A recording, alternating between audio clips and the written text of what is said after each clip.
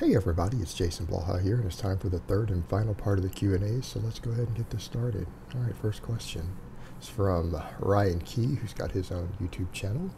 From watching a lot of videos and doing a lot of research, I've heard that high frequency is key for strength and high volume is key for hypertrophy. This is obviously assuming that progressive overload is applied. What are your thoughts? Are we talking about frequency, as in, you're hitting heavy singles more often? In that case, yes. And I guess it would be true even without singles. Well, what we're looking at here is that hypertrophy tends to be a product of your total weekly volume, but frequency does seem to impact it.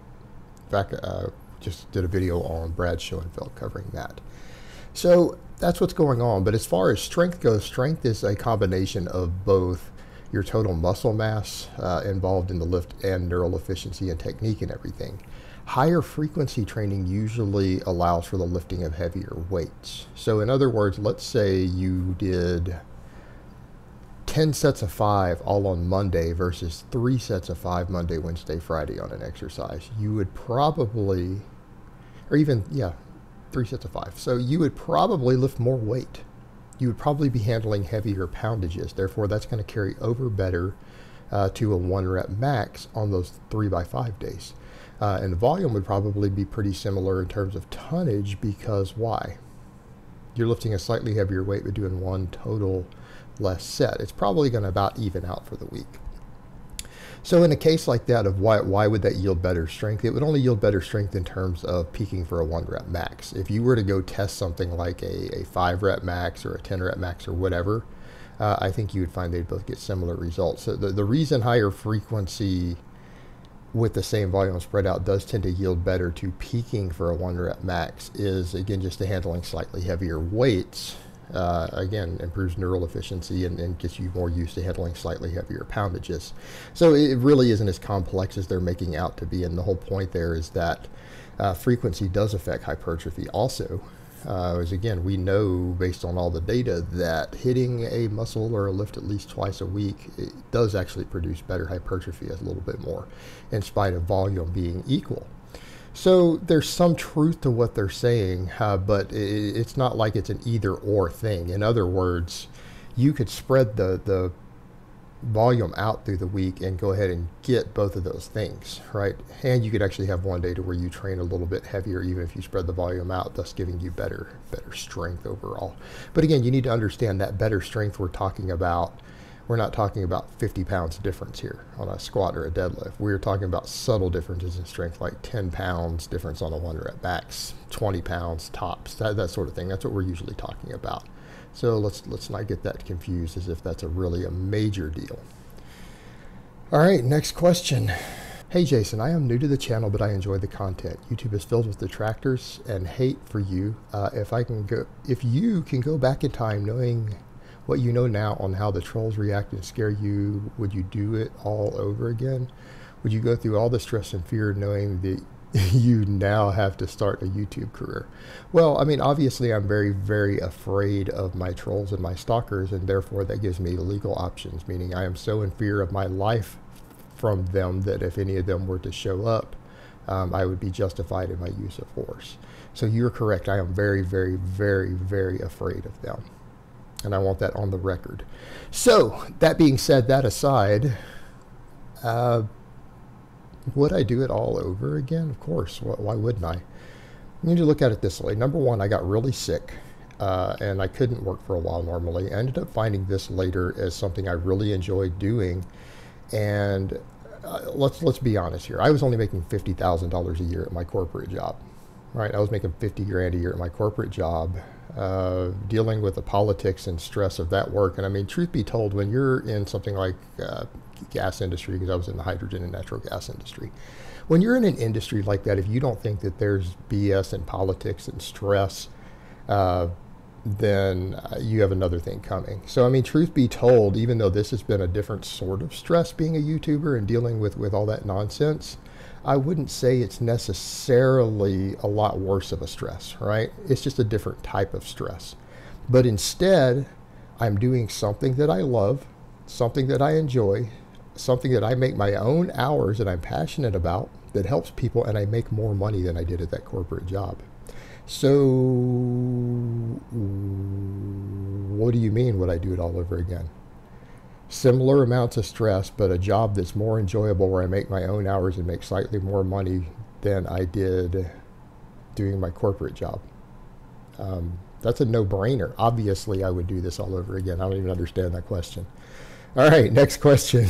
I would love for you to make a video about this. As a late intermediate, early advanced lifter who has built up work capacity and their nutrition, sleep, and recovery is on point, what do you think of full body workouts every day with rest days when necessary? For example, performing only 1 to 2 sets of squat, bench, and pull-up, overhead press, pendlay row, dip, and then just rotating between 3 to 5 rep days and 6 to 8 rep days, and assuming there would be no failing reps or grinders, just going to about 90% intensity.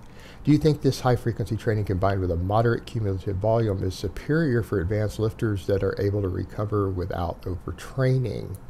I kind of like the idea of this. Just keep in mind though, everyday training can beat you up. It can beat you up a lot.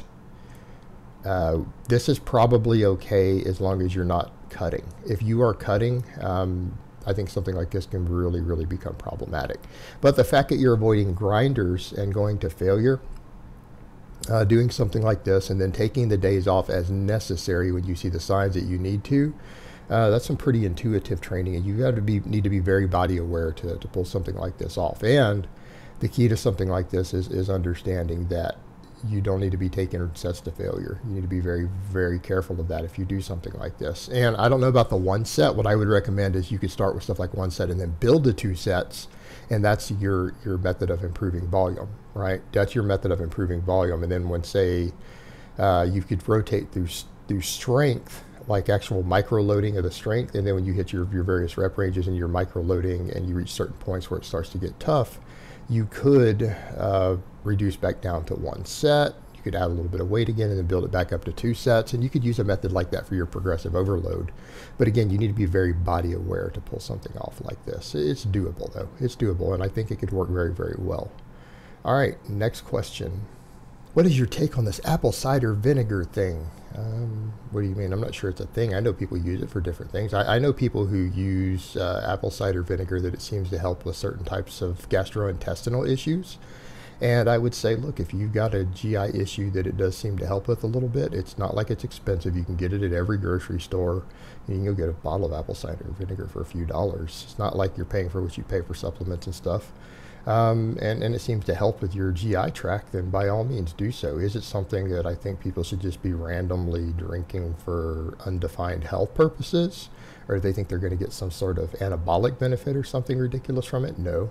But it seems to have its uses. It seems to have its uses as like a medicinal home remedy for certain things, and it does seem to help with certain gastrointestinal issues. It just is what it is. All right, next question. Hey Jason, when do you think someone can write their own program? I ran Canditos' linear program in the past, as well as Alpha Destiny's novice program. I'll laugh at my ass off. And I made okay gains, but what's worked the best so far is my own concurrent program based on the 6 main movement patterns, each with low and high reps on different days. I'm still a novice in most lifts, except the overhead press and my back movements. But I feel like I got a good enough grasp of training theory to not write some complete bullshit, and so far it's been working. What are your thoughts on this? Thanks, coach. If you're writing your own program and it's based upon sound training principles and you have a fair amount of experience, you'd probably be okay doing it. Because again, if you're understanding how to program concurrent periodization, you're focusing on progressive overload on big movements like you described, I think you'll probably be okay. You're going to probably learn a lot more about training programming over time as you go. And when you're running something like this, are you necessarily going to be able to squeeze out that last 1 to 2% gains that a good coach might be able to get out of you? Probably not. Probably not. Could you write your own program like this if you understand those basics and still get really good gains in both size and strength, everything else? Yeah, absolutely. I think you can. I think it's totally reasonable to do this at this point. And like you said, if you're making good progress doing it, and again, it's based on some sound training principles, and it sounds like it is. You're just, again, doing concurrent periodization on big movements, focusing on your form, technique, and progressing. it should be just fine. I think you can make good gains doing this, even if you don't have a lot of experience writing your own programs. All right, guys, but that's really all I have to say on that today. I hope it's been informative, and I will talk to you guys next time.